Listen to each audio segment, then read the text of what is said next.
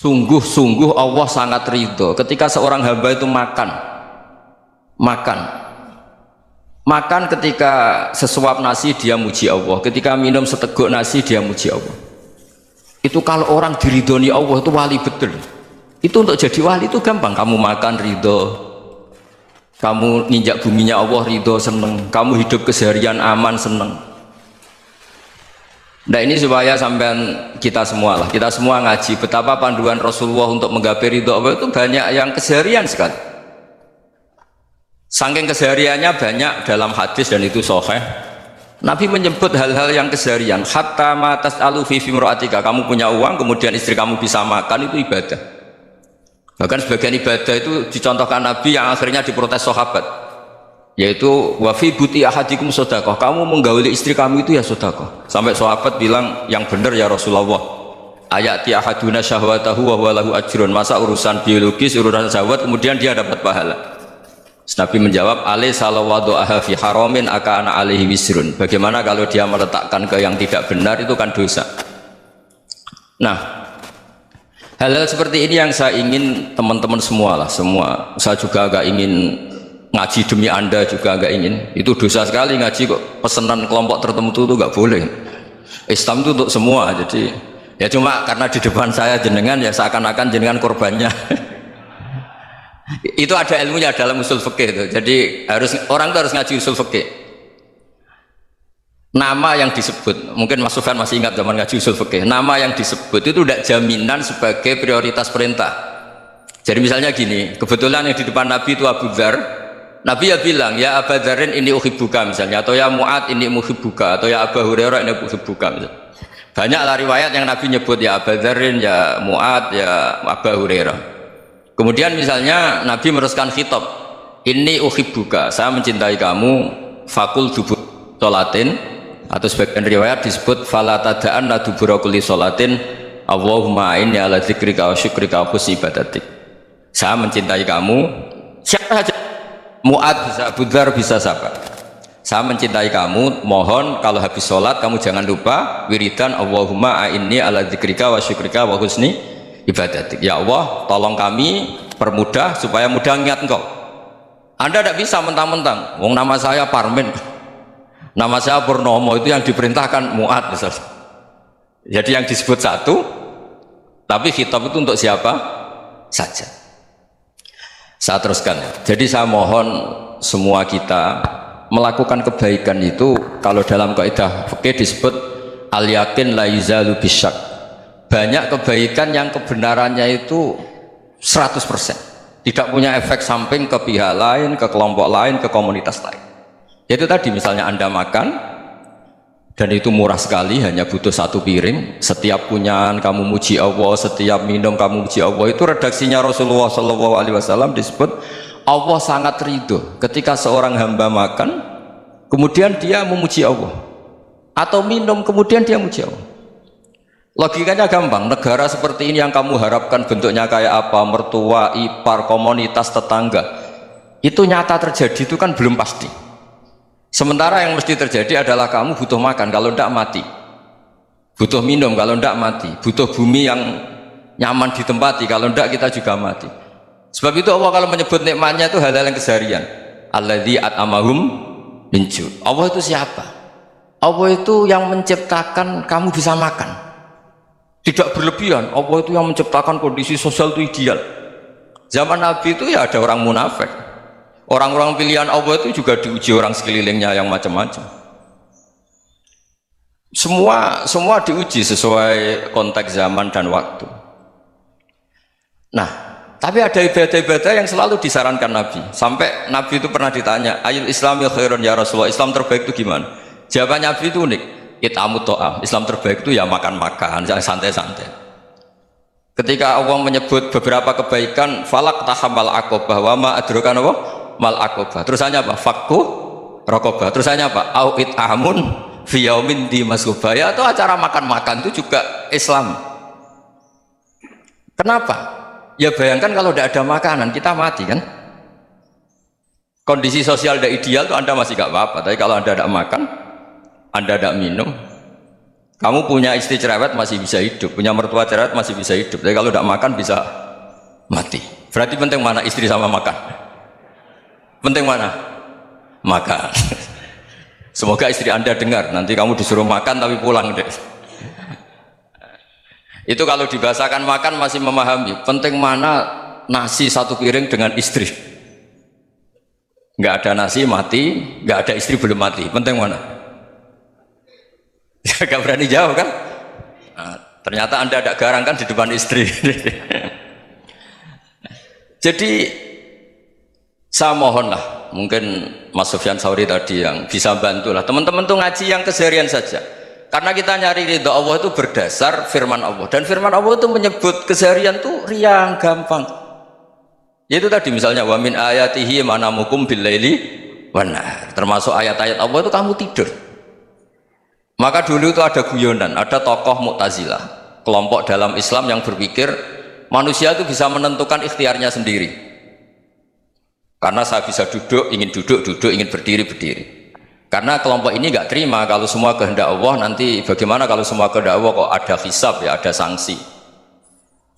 Lucunya itu dia akhirnya, ini cerita ya, mencintai seorang perempuan cantik sekali.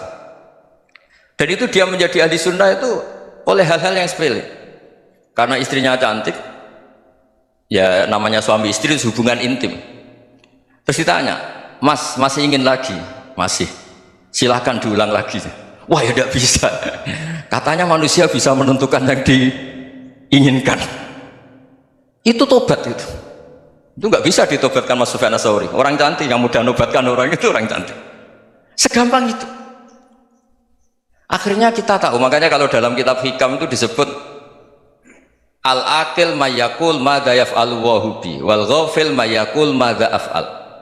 Orang yang punya akal karena sadar ini wilayah Allah, semua milik Tuhan, itu dia tiap hari berpikir besok Allah akan melakukan apa terhadap dunia ini.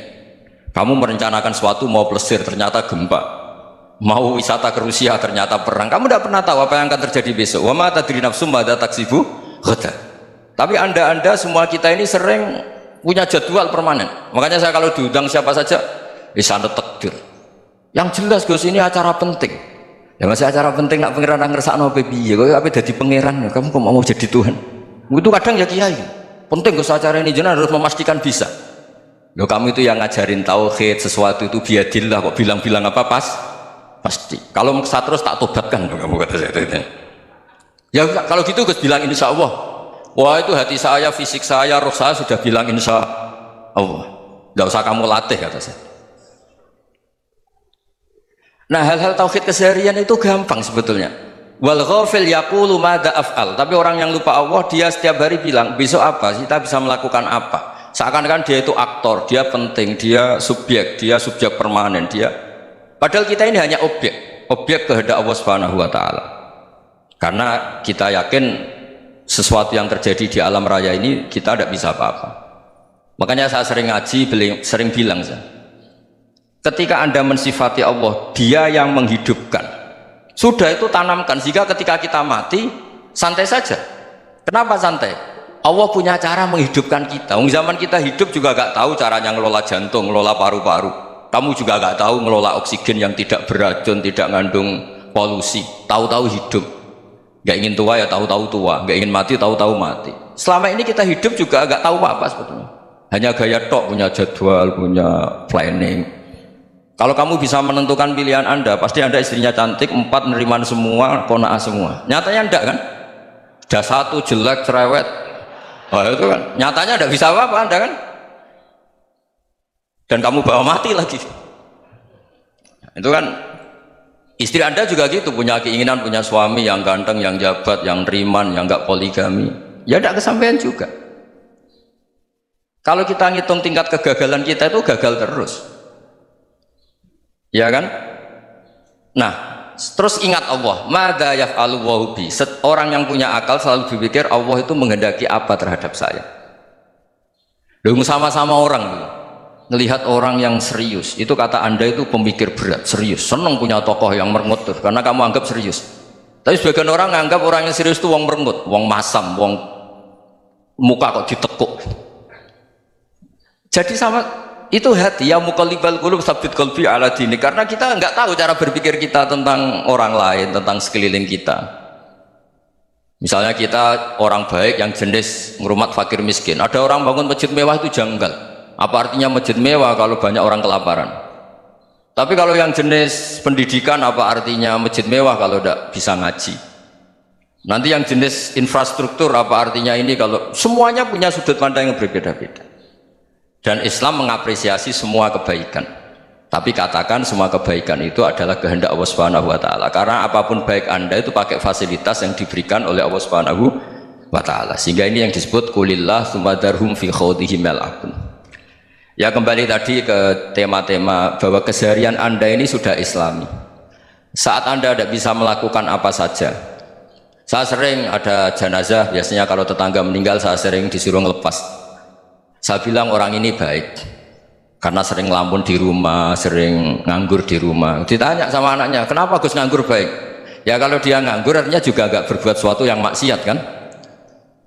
Ya kan? Orang nganggur di rumahnya ya tidak bunuh orang, tidak maling, tidak korupsi, ya namanya nganggur di rumah. Lah cuma istri cara pandang nganggur gak menghasilkan uang itu. Tapi juga gak menghasilkan kriminal kan? Jadi sebenarnya Islam itu cara, makanya kalau sampai ngaji usul fikih itu ada kitab usul fikih namanya Lubul Usul, itu terkenal sekali di pesantren itu kalau ngapresiasi keseharian itu luar biasa. Izma min mubahin illa wa yatahaqqaqu bihi tarku haramimma, karena keseharian yang mubah saat Anda lakukan itu ada kehebatan yang luar biasa, yaitu meninggalkan haram. Makanya dulu banyak orang-orang alim ketemu temannya itu guyon sampai semalaman. Itu biasanya yang semangat Islam itu, kiai kok tidak tahajud, kiai kok tidak witir.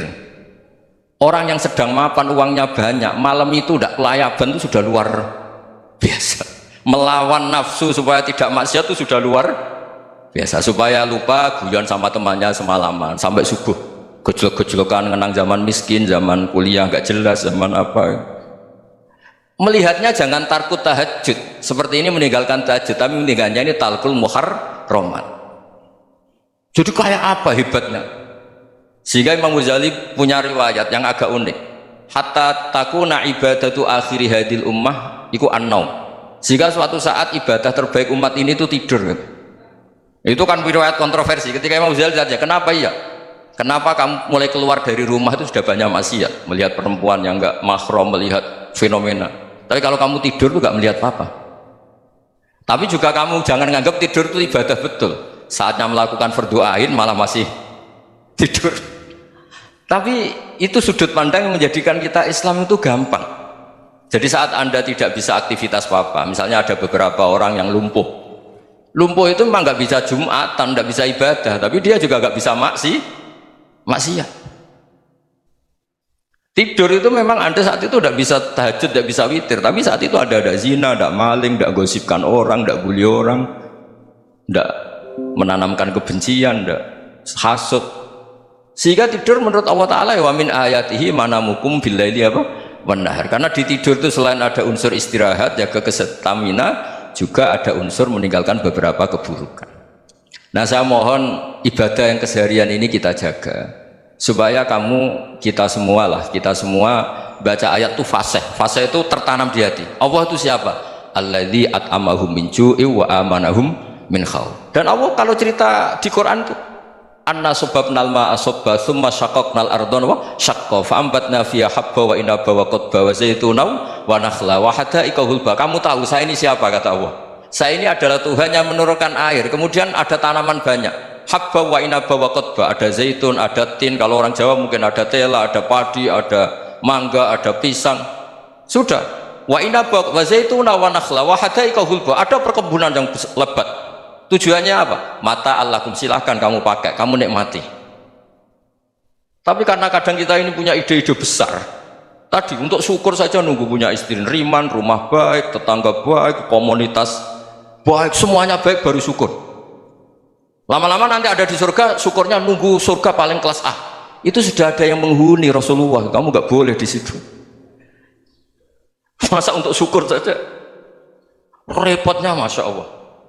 Jadi mohonlah Quran yang kalau Anda hafalkan juz amma itu kan ada ayat-ayat yang kayak tadi. Ya, fal yang dzuril insanu ila ta'ami. Coba lihat Apa yang kamu makan ya? Dari mana? Dan untuk mempertahankan hidup kamu keseharian. Jadi jangan kira ibadah itu harus membentuk komunitas yang versi Anda. Ibadah itu harus yang hal yang mulu-mulu. Kesehariannya Anda alami. Loh, ini saya tidak bikin-bikin. Saya ngaji bukan karena berdasar pesanan. Itu ayat yang saya bacakan betul ada ayatnya kan. Fal yang dzuril insanu ila tu'ami anna sababnal ma'a sabba thumma syaqaqnal ardo syaqqa fa ambasna fiha habba wa inaba wa qadba wa zaituna wa nakhla wa hadaiqa ghulba. Terusannya apa? Mata'al lakum, silakan kamu nikmati. Mata itu silakan kamu nikmati. Ya kayak sampean dikasih hidangan ya makan. Ya sudah makan, habis makan ya minum, habis itu ngantuk ya tidur. Ya sudah normal-normal saja. Kayak apa indahnya Islam. Tapi Anda mencari Islam yang gimana lagi? Nah itu yang diajarkan guru-guru kita, diajarkan sanad kita sampai Wali Songo, sampai Rasulullah SAW. Bahwa pada akhirnya ada jihad, ada perang. Itu dulu memang perang, bukan membunuh, beda. Dulu kita dijajah Belanda ya perang, dan itu normal karena kita dijajah. Jadi ketika orang lain ingin baik sama kita, wa in ahadum minal musyrikin astajaruka ya fajirhu hatta yasma'a kalam Allah. Kalau mereka ingin baik ya kita baik. Makanya ada istilah mustakman, muahad. Kalau mereka ingin damai, berdampingan dengan kemajmukan ya itu yang lebih baik. Karena memang Islam menghormati proses perdamaian. Wa in janahu lis-salmi ya fajnah lah. Kalau ingin damai ya kita harus